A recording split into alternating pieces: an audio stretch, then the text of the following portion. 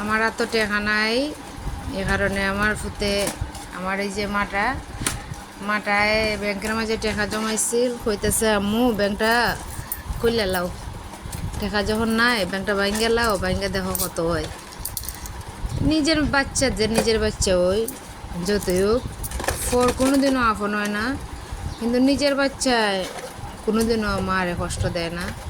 দেখুন এটাই ফরমান। আজকে আমার এত টেকা নাই, আমি কইছি আমরে আমার টেকার দরকার, টেকা নাই এত, একটা টেকাও নাই। তখন আমার মেয়েটায় এই ব্যাংকটা খুললে দিছে, বলতেছে আম্মু এখানেও টেকা কত হয় দেখো, তুমি নিয়ে যাও। এতটুকু ছোটো বাচ্চা কি বুঝছে আপনারা এখন? ও কিন্তু মার কষ্ট বুঝে। তো সবাই আমাদের জন্য দোয়া করবা, আপনাদের জন্য দোয়া রইল। আর যত সমস্যা আছে যেন আল্লাহ তাআলা সমাধান করে দিন। সবসময় দোয়া করবেন আমার লাগিয়া, আমার বাচ্চারার লাগিয়া।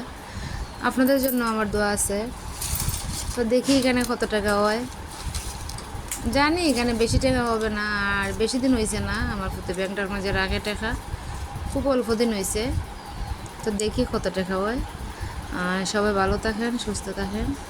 আসসালামু আলাইকুম।